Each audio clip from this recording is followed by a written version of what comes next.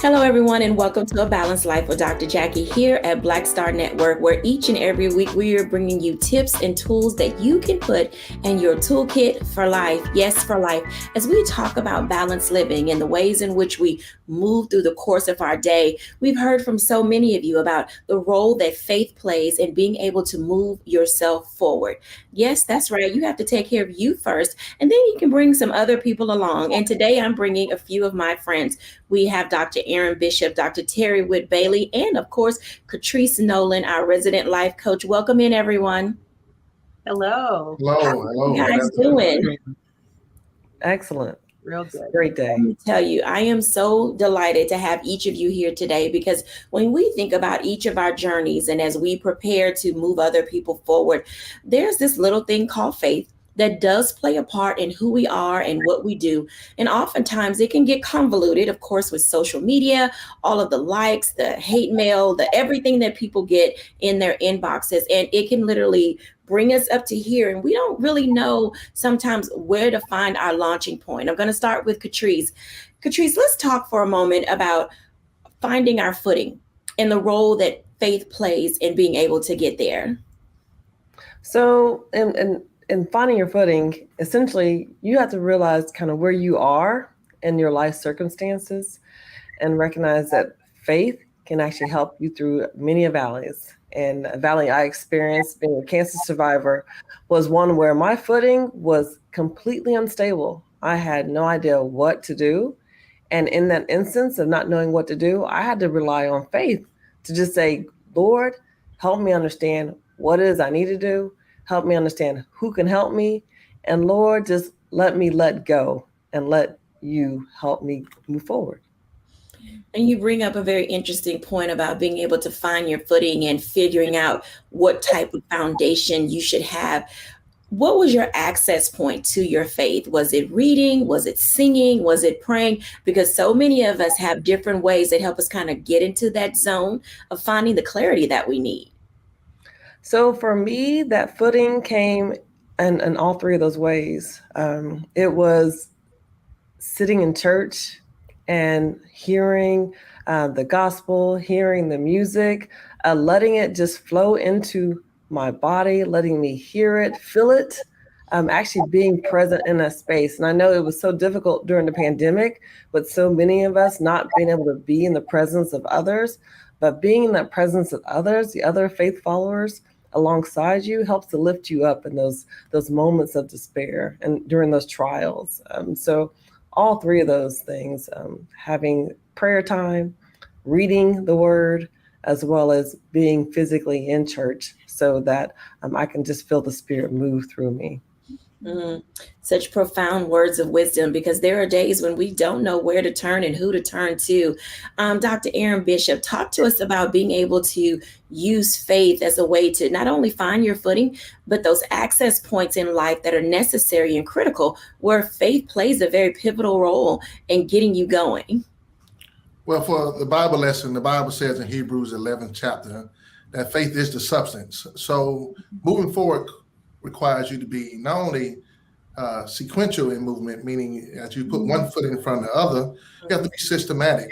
So the sequential and systematic approach that faith allows you to move forward in your life allows you to not only be with substance, but to know that teamwork makes the dream work. As you increase your faith, other people around you can increase their faith. But the other part is substantial. You'll see the evidence of it because now faith is the substance of things. It's the evidence of things that we are looking forward to. And so as I look at faith, Dr. Jacquie, I do want to share with everybody that it is impossible to please God without faith, right? Because with faith, you can do all things. But many of us think we don't have faith. And I'm telling you, you do. When you go to a restaurant, you have no idea who's cooking your food, but by faith, you eat it. You get on the airplane, you don't know who the pilot is. By faith, you go to sleep 30,000 feet above. We have faith. We just need to exercise it. So for those that watch us, Bishop, that aren't necessarily believers, they have to find some place to hang their hat on. And sometimes their belief system comes from just what they've heard and just what they've known. They may not have, a personal relationship. And of course, we're not trying to, get you people out there to watch and convert. But what we're saying is, what do you stand on? Bishop, why is it important to stand and believe in something? It's because when we look at faith, it is something that all of us stand on. Our next breath is according to the faith that we still can breathe again. It's the faith that when we send our children to school, that we'll be able to pick them up at the end of the day. So it's not about religion. That's not what I'm saying. But I'm saying that all of us have faith. And here's some of the examples of what faith has done for us. Many of us believe that with faith the size of a mustard seed, you can move mountains, right? How many times have you seen those mountains move? And so as we are going through challenges today, just know that generations before you have moved mountains, whether it was surviving 1920 recession. People came through that by faith. Whether we survived the civil rights movement, we came through that by faith. We came through the pandemic with faith. So faith is all a part of our lives. We just need to make sure that we stand on it. Absolutely. Yes. Yeah. I hope you guys are listening. He said sequential, substantial, and systematic. That means there's a process to the growth that we go through. Now, balance isn't going to come easy. Balance doesn't always look like what other people say it will be. It's something that we're learning and discovering that we need to define for ourselves. And one such person who is discovering and defining what balance looks like this for her in this new season of her lives is Dr. Terry Whit Bailey. She's been with us before. Most of you are aware that her husband passed away. This is her first full year being on her own. And we're so proud of you and see the bravery that you've exhibited every time you've been on our show. Talk to us about how your faith has helped you find not only new ways of living substantially, but also the approaches that you've taken to just be able to stand as Dr. Terry Whit Bailey. Yes, and thank you for allowing me to participate again. I've learned so much just in the first 5 minutes and being reminded about the movement that we have to take in order to maintain our sanity, but as well as our faith. As a layperson with a ministry degree, I still have to plug in and to charge and recharge. And I love the idea of thinking about footing and balance. And I just kept thinking about shoes. And, I have to have on the right shoes to walk this part of my life. I have to be able to know that sometimes I can only put one foot in front of the other, which is really how we walk anyway. I may not be at a point where I can run right now or spin or leap or dance, but I know that in my case, God gives me the ability to understand that right now it's okay to take baby steps. And it's okay to maybe just do the one step today, to know that I did something, to know that it was okay, that something that occurred, to know that it's okay to step in a direction towards someone who is praying for you and praying with you, whether it's a family member, a friend, or church, and to know that you're not in it by yourself. I'm not by myself. There are times when I know as individuals, whatever we're going through, we feel like we're all alone. And we do have to have that person, in my case, it's God, to remind me I'm not alone. I don't have all the answers. And it's a reminder that God is going to give me the answers that I need if I listen in the right way and if I keep moving in the direction that he wants me to move in. I like what you said, the listening part, because oftentimes it's difficult for us not only to know who God is, but to understand when he's trying to speak to us. I want to invite everybody back in because I love for you to share with our audiences ways in which we hear God speak to us. And it doesn't have to be long because I'm going to cover some of that in our second block. But Catrice, in all that you've been through as a cancer survivor, taking your family through it, your husband, and now as a coach, walking other people through what they go through, how do we learn to listen and hear for those things that we've prayed for? So you learn by listening. It's interesting. We're talking about this subject, and just this past Sunday, the sermon was about what do you do if you don't know what to do?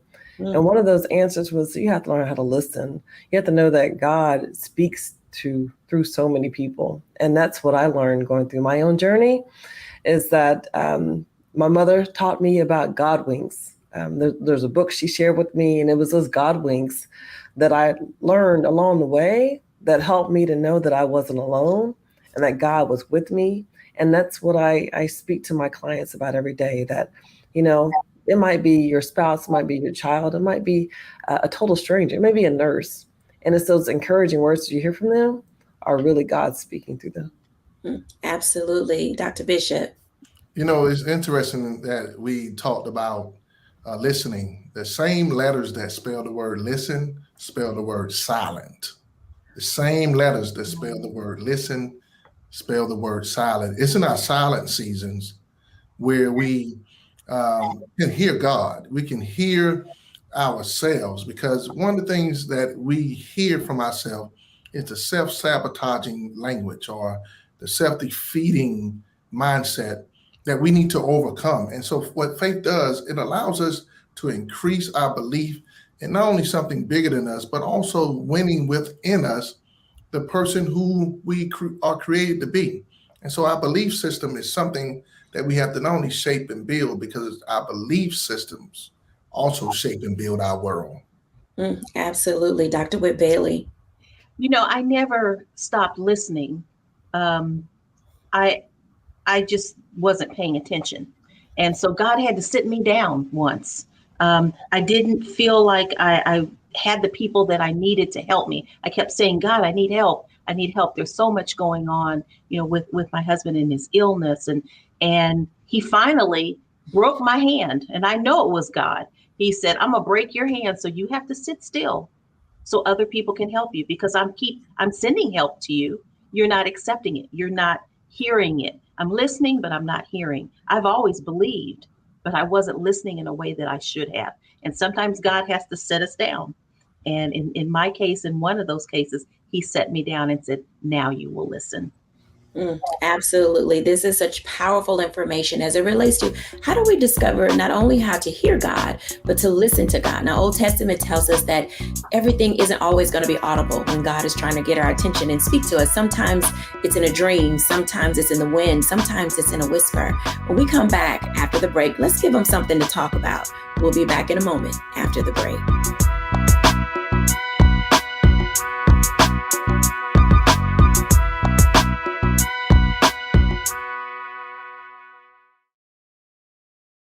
Don't you think it's time to get wealthy? I'm Deborah Owens, America's Wealth Coach, and my new show on the Black Star Network focuses on the things your financial advisor or bank isn't telling you. So watch Get Wealthy on the Black Star Network.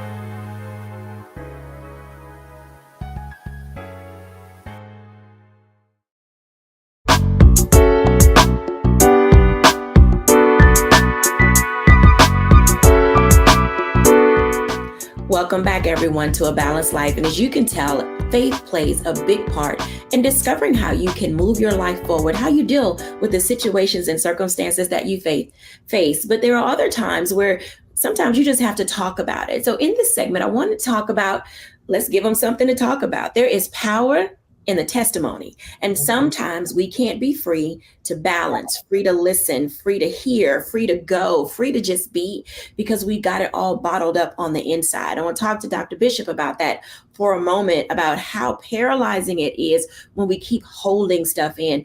Bishop, talk to us about the power of the testimony and its liberating ability. Well, Dr. Jacquie, we do understand that there's a statement in the old church where it says, it won't let me hold my peace, right? Walter Hawkins said that in a lyric. And there are times when your test becomes your testimony, or your mess becomes your message. And there's no way that you can hold it in. For instance, I'm a testimony, right? Because recently I've been forgiven of all of my student loans.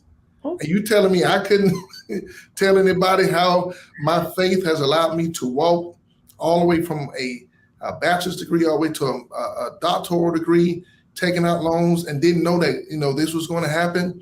And so when we are looking at what is ahead of us, Sometimes we have to do what Martin Luther King said. He said, take the first step of the staircase, even if you don't see the stairwell. I'm so glad that as I know that there are times when I am aware that I don't see the end of the journey, but I'm still on the way. Every mile marker of the way, I'm on my journey.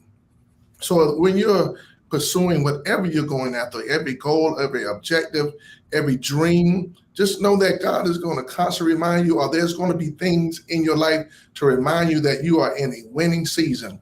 One of my great friends, he did something according to faith. He told his team, which is the Benedict College football team, that they were going to go undefeated. He said, but the way we're going to become undefeated is 1-0. Every week, he would tell those kids, let's just go 1-0. Although they became 3-0, 4-0, and they had a winning streak, their winning streak always led with just one game at a time. Whatever challenge you're dealing with, just deal with one win at a time. Whether it's the fact that you woke up to pursue your dream again, whether someone was able to call and tell you that you are a blessing or you are one of the greatest things that ever happened to their life, count your wins and not your losses. That's super powerful. As you were talking, I have to tell you, Miss Lady Jane Pittman came to mind where she said, life ain't been no crystal stair. And I honestly can tell you, oftentimes we're afraid of our testimony because we think we may be judged by it. Catrice, talk to us about being able to overcome and the work that you do related to stigma and cancer and helping families thrive and survive. Jackie, that's a great question. The work that I do is related to the fact that so many family members don't want to share their testimony, do not want to share the fact that they are undergoing a cancer diagnosis. And not sharing can have a detrimental effect. There's so many who are lovely, senior citizens. They'll be ill and they don't want to burden their family members. And so my testimony is to share the fact that I made it through a stage 3 cancer diagnosis because I shared what I was going through, because I sought to get information, because I asked the experts, any and everybody, even teachers at my kids' school, sharing what was going on. And because I shared, what was returned to me was key information that allowed me to find the best doctor that was possible for my rare and aggressive form of cancer, be able to find a network of women who I didn't know existed to be able to understand what it is I needed to do for my treatment. And as I share these stories with others, they have these aha moments that they think, well, wait a minute. You're able to overcome a stage 3 cancer diagnosis at the age of 38 with 3 kids that were middle school and under. And 10 years later, you're still here and you're not a superwoman. You're not a doctor. Well, how did that happen? Because I opened up when I was sharing my concerns. And because of that, God poured back to me people that can help me throughout my season that I was in. I want to ask you a follow-up question because as you were talking, of course, another scripture came to mind. A closed mouth doesn't get fed. And oftentimes we think that in terms of a meal, but God has other ways of feeding us. Talk to us a little bit more about that, Catrice, about how you've been fed by sharing your testimony. Oh, it has been amazing what happens when you open your mouth and you ask for help. Are you willing to accept help? And it didn't come easy for me. My background, I'm an engineer. So, I think I know anything and everything, right? But I had to be humble and know that, I don't have all the answers. And it was actually my mother who was the one who kind of corrected me at the very beginning of the diagnosis. There were people who were willing to offer food and bring it and drop it off at the house. And I thought to myself, well, my mom is here. She's got it. And my mom said, no, baby. Yeah, I can cook, but hold up there. These folks are willing to help. And you have to be able to accept help. And guess what? Them helping you might be the thing that God is using so that they can be inspired by helping you and want to help others along the way. I think that is so I want to use the word cathartic, but I also think that it provides people an ability to, as you just said, as your mom and explained to you, that sometimes we can keep people from receiving a blessing by not receiving their blessing. And so I want to caution our audience about that, to be careful that when someone says they can help you and wants to help you and they have the ability to help you, and that it's the right kind of help, because we've talked about that on the show, the issue with helpfulness. When you have the right people around you who can support you, encourage you, they are able to help your testimony take life of its own. Dr. Terry, talk to us about that for a moment, because your testimony, it kind of took a life on its own. For a while there, you were like, I don't want to talk about what we're going through. I kind of want to keep it to myself. All of us on here today, we grew up in that generation of what happens in our house stays in our house. And so sometimes we have to get out of our own way in order to be able to be blessed and be a blessing to others. Dr. Whit Bailey. Wow, I wish I could tell you that my life was a crystal stair. As you said, I think that I still struggled with it. People were making themselves available, and it was happening. I don't remember that I really shared my testimony as much as we showed our lives. And when my husband was able, and I was able to get him into a wheelchair and get him out places, we were able to show that, we used to talk about just living our vows, and we were living all of our vows and trying to do the best that we could for each other. But we didn't talk a lot about it. We just lived it. We were what we would call a walking testimony. And I think that has power also, because people need to see who you are at the grocery store, who you are at church, who you are at work, who you are at home. And hopefully that's the same person. And so that's what we were trying to do. And that's what I was trying to do, is be that walking testimony, kind of walking it out. I'm at a point now where I do talk a little bit more about it, just trying to figure out what to do next, how to do it next, listening to others. But I know people are watching how I live, which is fine with me, because that's what people do anyway. They watch you. But really trying to figure it out. There is no one book other than the Bible that can help us to understand who we're supposed to be as Christians. And in my case, it's a Christian woman who is a widow, mother, and how I live my day every day. It has to start with grounding myself. We talked about the journey earlier. We talked about, the footing and being solid. And so I have to start with certain things every day. And then hopefully what people see is that walking testimony. Thank you for talking about the walking testimony. I'm going to ask Dr. Bishop this question, because young people will tell us that there's a lot of hypocrisy that goes on in the faith. And in order to help the generation that watches us as they are growing and learning, part of that process of hypocrisy is living the life that we talk about, that we share on social media. Are we being true to ourselves? Dr. Bishop, talk to us about the role that faith plays in helping us live truthfully, honestly, authentically. Oh my God, I can't even say the word. I'm so excited about it. Live authentically in front of other people, even when we're going through our trials and our struggles, because we say one thing and then we go out and look like and do something else. Help us balance all of that. Well, here's another poem, Dr. Jacquie. It says, I'd rather see a sermon than to hear one any day, right? And it also says, I'd rather one walk with me than show me the way. One of the beautiful experiences that I have with customer service is that when I go to a restaurant, or not only a restaurant, but a grocery store, that I ask for a certain item and someone would literally walk me to that place. That is what this generation needs and want, because they're not just a microwave generation. They're also a AI generation where everything is getting done for them. But when we come to a place of realness or being very authentic, we need to show them through transparency that we are human too. That provides hope, that provides credibility, that provides leadership, because one is in need of someone showing them the way. When we look at belief is what shapes our minds, our thoughts, and even what we engage. And so while we are shaping the minds of the leaders of tomorrow, Whitney said it best, I believe the children are the future. Teach them well, let them lead the way. But if you don't lead them, how will they follow? And then how will they lead again?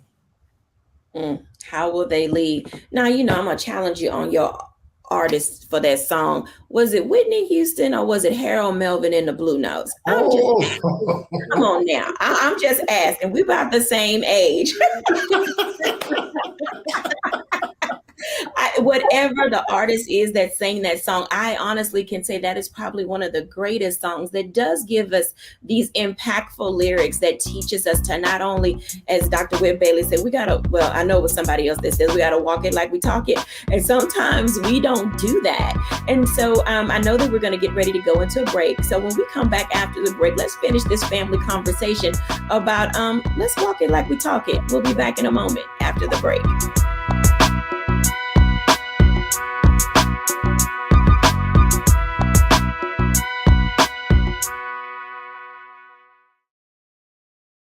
Black Star Network is here. Oh, no punch! I'm real revolutionary right now. Thank you for being the voice of Black America. All momentum we have now, we have to keep this going. The video looks phenomenal. See, there's a difference between Black Star Network and Black-owned media and something like CNN. You can't be Black-owned media and be scared. It's time to be smart. Bring your eyeballs home. You dig?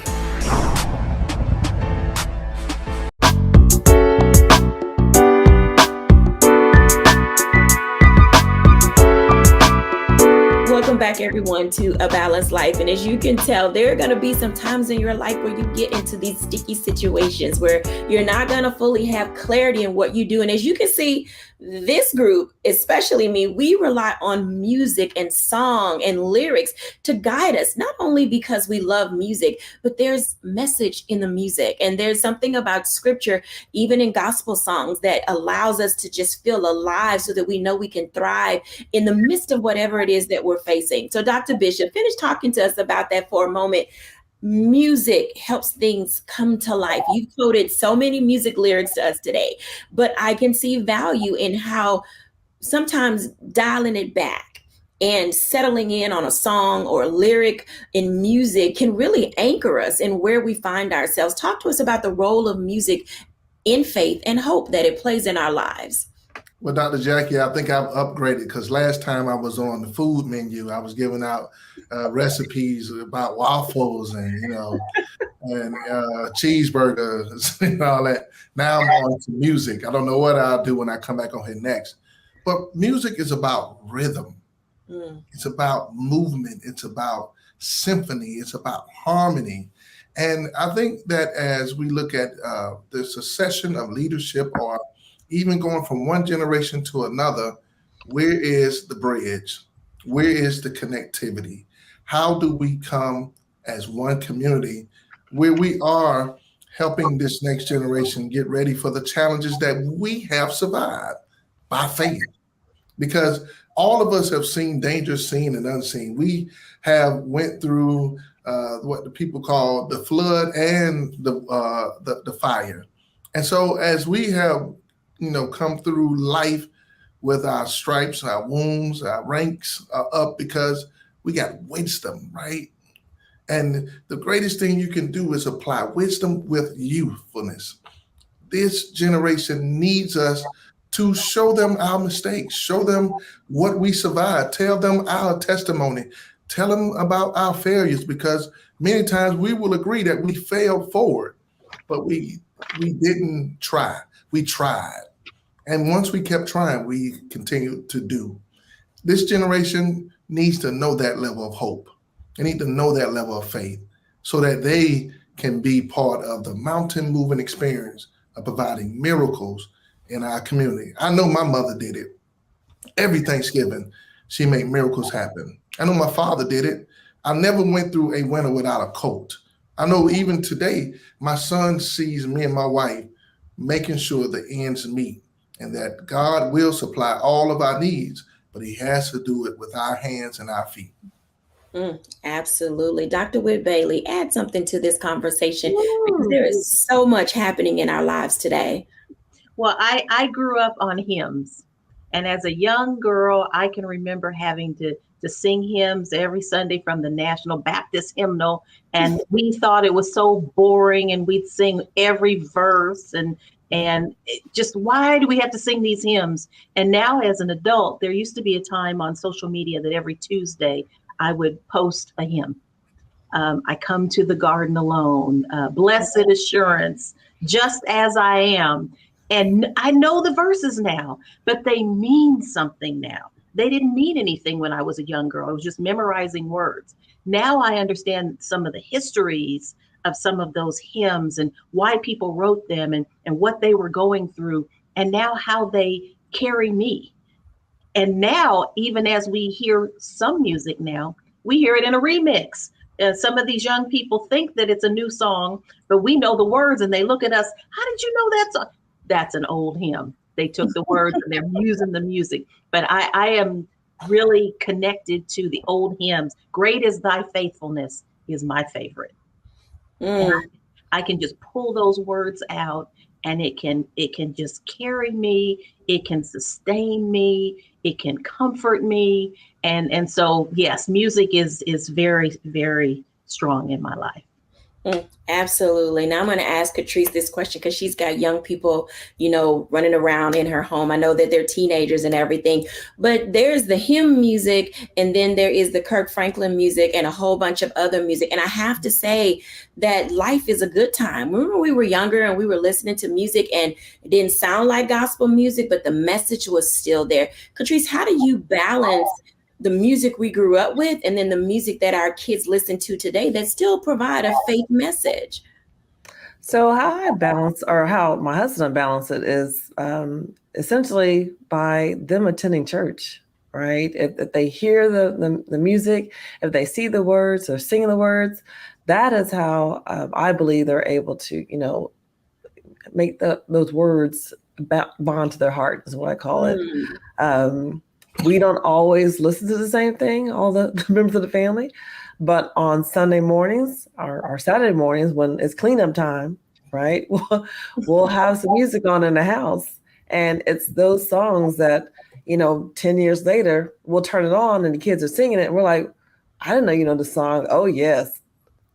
They learned it. They learned it through those little nuggets of time where we're listening to it in the car, listening to the house, and other ways.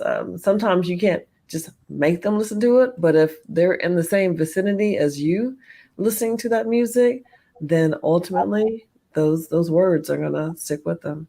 Okay, so let me ask you a question about car rules, because I know every family is different. So do you have the kids listen to what you guys play on your music when it's you driving, or do you let them have that time where they can listen to their own music in their earbuds? Because I love the way you said that when they're with you in the space, there's music that's, open to the household. So it sets the tone and the atmosphere. How important is setting the atmosphere in addition to the car rules and music question?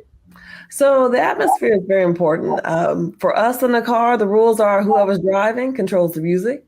So, so obviously they're not driving too much because we won't let them because we're too scared half the time. But what we're playing, that's what they get to listen to. And when it comes to earbuds in the car, no, they don't typically have their earbuds in. They'll take the phone and they'll try to, put the phone next to their ear so they can hear what they're listening to. But what we do, we just turn the volume up on the radio. And, obviously our rules, their music can't be any louder than ours. So obviously they're going to get to hear what we're listening to. I like that. I think it's important that as adults in the house that, it's okay. And I'm going to say this up front. It's okay to be your kid's friend, but there are going to be times where you have to kind of draw the line and let them know who's in charge and who's in control. Dr. Bishop, talk to us about that for a moment, because oftentimes there's a disconnect in families when it comes to not just who's in charge, but who guides the faith in the home. Because, I had some cousins. It wasn't me. It was the cousins. I had some cousins who would throw up some temper tantrums when it came to, we are going to church. This is what you're going to wear. This is how faith plays. We're going to hold hands when we pray at the table. People start eating before the prayer is going on. We had many fights growing up when people would come over the summer about house rules. Why are faith and house rules important for growing this generation? Well, my dad told me a long time ago, as far as me and my house, we will serve the Lord. And he meant that. And it wasn't just people who was in his house. It was even people who spent the night. If you were going to be under his roof, you're going to deal with the house rules. And, you know, my son, he understands the house rules. But he also needs the social intelligence of what a home is, right? It's not a house, it's a home. So the structure of the blueprint is one thing, but the structure and the blueprint of the family is what is so important.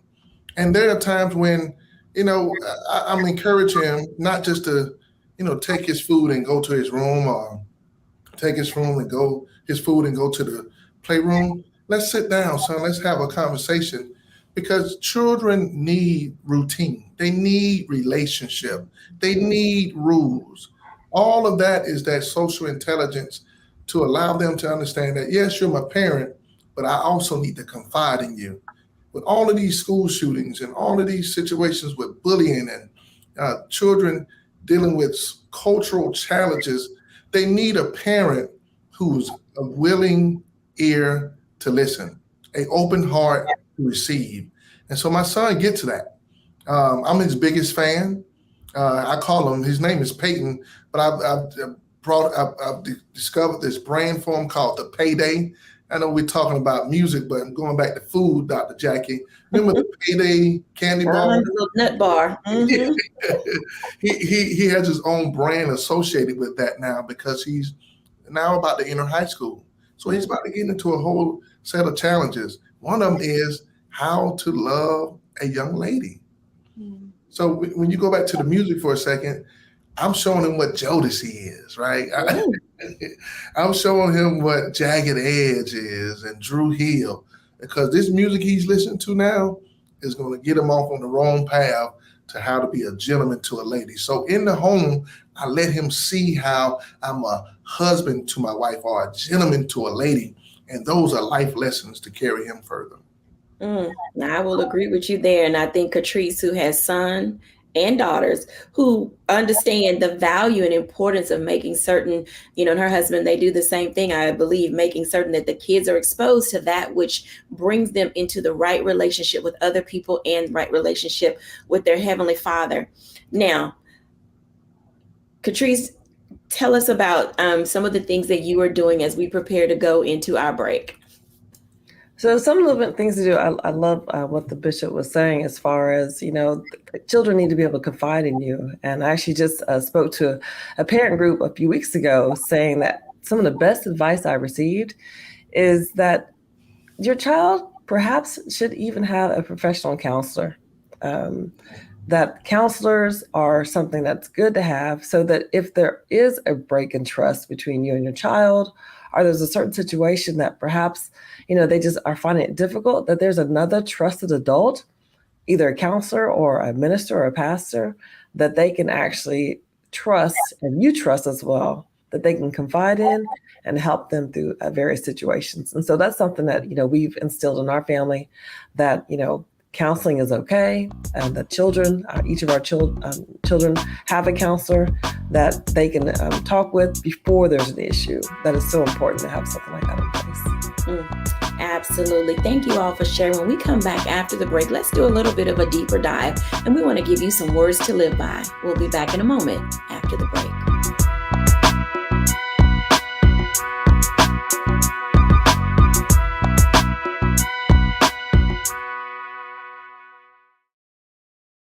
Hatred on the streets, a horrific scene, a white nationalist rally that descended into deadly violence. White people are losing their damn minds.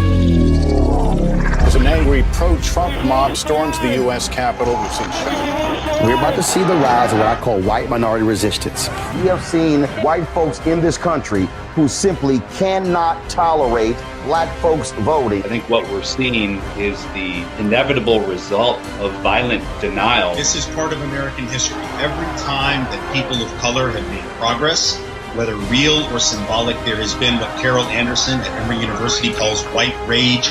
as a backlash. This is the rise of the Proud Boys and the Boogaloo Boys. America, there's going to be more of this. Here's all the Proud Boys, guys. This country is getting increasingly racist in its behaviors and its attitudes because of the fear of white people. The fear that they're taking our jobs, they're taking our resources, they're taking our women. This is white fear.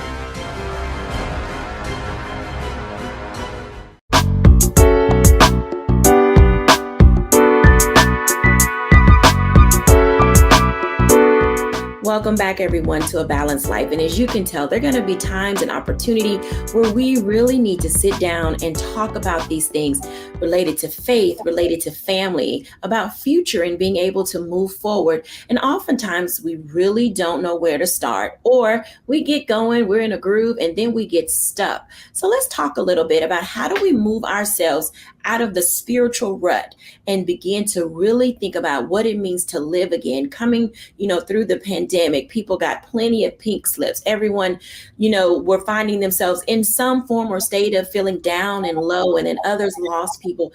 Now that we're back outside and living and doing things, let's give our audience, and I'll start with Dr. Whit Bailey, how can we encourage people to feel great about moving forward and living by faith and hope? Well, I think I would start backwards. I would start with what you just said last. Live with faith and hope, because every day is not going to be easy. Every day is not going to be exciting. But if you have faith and hope, and I like to always use the word joy also, because I'm not going to be happy every day, but I am going to have the joy of the Lord, and that's going to help me to get through the day. Not knowing what is going to happen. In our case, it was the pandemic. My husband had already had his strokes before the pandemic, and I was one of those people that got a pink slip right during the pandemic. We had a change in political party, and because of that, I lost my job. And so it was very scary. I'd never, ever lost a job ever in my life. So I had a husband who needed insurance, medical insurance. I didn't have a job, and we were living in a pandemic that couldn't be explained. And so now we're in this isolated space. But again, what happened was God said, now you're in this quiet space. I can talk to you, and I'm going to give you the assignments that you need. It was clear to me, and he has given me assignments, and I have been blessed. And he has told me that I've been blessed to be a blessing. Not just me, and I know there are others that feel the same way. We are blessed to be a blessing. And so we have to utilize what God has given us. And so that's kind of how I have dealt with it. Absolutely. Thank you for your vulnerability and your transparency. Honestly, it's quite refreshing that we are able to take this platform and, allow ourselves to just kind of open up. So, because people need to see that we're real people too. And so I think that adds value to who we are and what we do, and that our words are honest and our words are sincere. Catrice Nolan, what are some words of support and encouragement that you would give to those who are watching and being able to just press play again? Some words of encouragement I would give are that right now, almost 1 in 2 Americans are experiencing loneliness. It's an epidemic of loneliness. So that means that people are trying to lean on their own understanding and perhaps not knowing how to reach out to others. So I would encourage them that, whatever your faith, whatever your walk is, that they would take a step into the church environment, and they, in that environment, can reach out and get a circle of support, some wise counsel on just handling the topic of the issue that they might be experiencing currently in their lives. I know trust is hard, but trust is even harder whenever you're lonely and you don't have anyone to speak to. So I would encourage them to, reach out to a network of individuals, if not their family members, some church members, and start getting some wise counsel, those who are already in the Word, to help them through whatever that situation might be. Thank you for sharing that, because reaching out to other people It's not the easiest thing to do, especially when you really don't know how to articulate what it is that you're facing. Dr. Bishop, what say ye? I'm gonna give you a couple of R's, and this is fresh off the prefrontal cortex. Here's the first thing you need to do. Remember, the sun will rise again. That's the first step. Remember, the sun will rise again. So if it's going to rise again, that may mean that you are in a dark season, right? You may be dealing with a challenge. But even in the dark, God does his greatest work. And some of us need to understand, if we remember that the sun will rise, that means that we are in a place of retreat. It's okay to retreat. Retreating allows you to recover, restore, and renew yourself. And so when the sun does rise again, you're able to do the second part, reward yourself. Sometimes you need to encourage yourself that you got another chance, or that there's something still great about you. We have lost a lot of hope because of the despair of things that we have dealt with over the last few years, and even what we probably dealt with over the last few days. But reward yourself. Reward yourself by affirming that you are a good person, that you are a great person. Tune out the noise and turn up the volume of the song in your heart, of the lyric that is in your head, that you are the head and not the tail. You are in prosperity, never going to be lacking. And the last thing is, not only reach out, but reconnect. Reconnect. Let someone know that you're here to inspire greatness. If you've encouraged yourself, encourage your brother, encourage your friend. Let them know that trouble doesn't last always, because remember, the sun will rise again. You're only in a retreat to get restored, renewed, and reframing your mind, because you got to read the word and understand things that are in your favor. But most of all, reward yourself and then reconnect. So I'm going to do this in reverse, because Bishop, I'm going to start with you and ask a follow-up with a question, because there's some people who haven't been able to sit down. They have just been going and going and going. Can you talk to us a minute about the value of pressing pause? Oh, man. Pause is a great thing, because it goes back to what we said earlier about having that moment to sit in silence. God gave you 2 ears for a great reason, but many of us don't know that it's not just so you'll listen. Your ears are for you to hear the sounds reverberating off of the wall or the atmosphere you're in, so you can have balance. Without both ears, with even what people did with, which is vertigo, you can get off balance. You can fall, but don't fall if you don't believe, if you can't get back up again. Everyone falls. Everyone has shortfalls. Everybody has challenges, but believe that you can get back up again. But you just need to understand that in this silent season, even when you're pausing, take a breath, let us restore, reframe my mind, and let's get back up again. Absolutely, not absolutely, which isn't always easy. I want to ask Catrice a follow-up question as well, still related to the pause, because oftentimes people feel paralyzed when they pause. They don't know what to do when they're not going 100 miles an hour. What's the danger in that? So the danger in that is that you start making mistakes, right? You haven't had the rest that you need. You're quick to make decisions that you haven't had time to think about, and you end up perhaps going in a direction that you were completely not intending. And so that's why it's so important to, take that moment of pause, and get wise counsel from those who are around you, so that you're not going a million miles a minute. There's just no. I think this generation currently, there's this stigma that if you're not working 1,000 miles a minute, that you're not working hard enough, and that's overwork. That is not something that can be sustained. And if it can't be sustained, it's not something that you're going to find appealing in the things that you're doing. And so you do have to take those moments of pause. You have to take those moments to find joy in just the moment of where you are in that moment. You're not always seeking the next thing. Seeking the next thing when you're not thinking clearly already can definitely be one of those decision-making disasters when you're not taking care of yourself. Dr. Whit Bailey, in addition to pressing pause and taking time, for yourself, what does regrouping look like? Oftentimes we don't know how to collect ourselves, and where does that start, and how do you make it through that phase? That's a good question, because I am that person that hasn't paused. And I think it's for a lot of reasons, just trying to figure out how to get through life.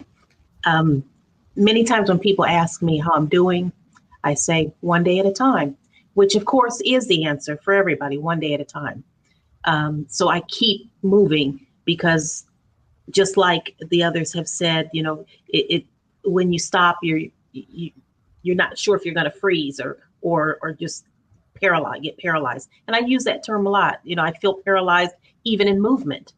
And so for me, I even have to sometimes just say breathe, because yes, God has given me breath, but I'm not taking deep breaths. So I'm not getting the fullness of the oxygen that I need. And I think sometimes when people are under a level of stress or anxiety, we don't breathe the way that we should. And so to try to figure all of that out is not easy.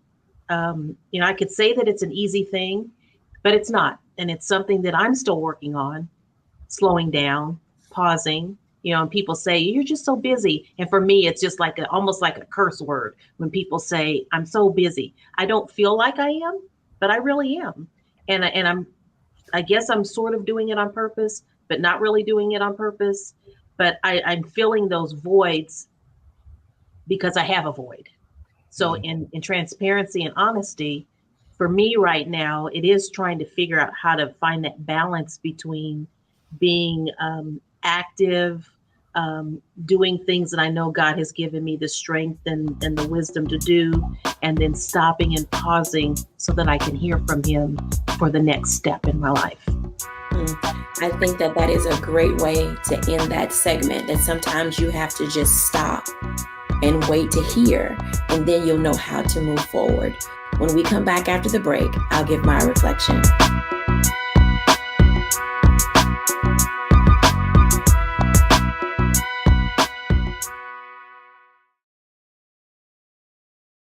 When you talk about blackness and what happens in Black culture, we're about covering these things that matter to us, speaking to our issues and concerns. This is a genuine people-powered movement. There's a lot of stuff that we're not getting. You get it, and you spread the word. We wish to plead our own cause.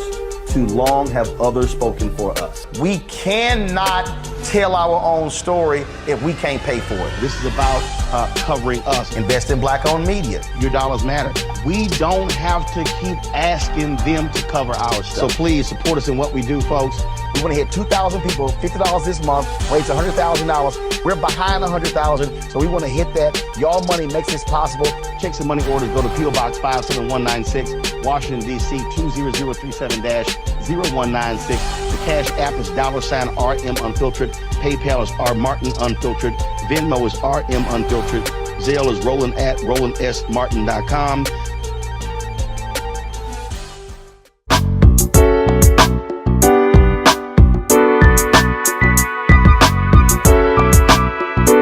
Welcome back, everyone. And as you can tell, there's so much to think about, and we've unpacked a lot for you today. I hope that you were taking notes and gave yourself an opportunity to really discover where you are in your journey, whether it's a balanced life journey, a hope journey, a faith journey, coming out of a crisis journey, wherever it is you find yourself. So let me give you a couple of letters to go with this word to help you map it all out. And the word is simply think. Ask yourself, T, is the timing right? H, is it helpful? I, is it inspiring? N, is it necessary? And K, is it kind? All of these things are going to be necessary as you engage with yourself and as you allow others to engage with you. I hope that on your balanced living journey, we've put a few more nuggets in your kit. Bye now.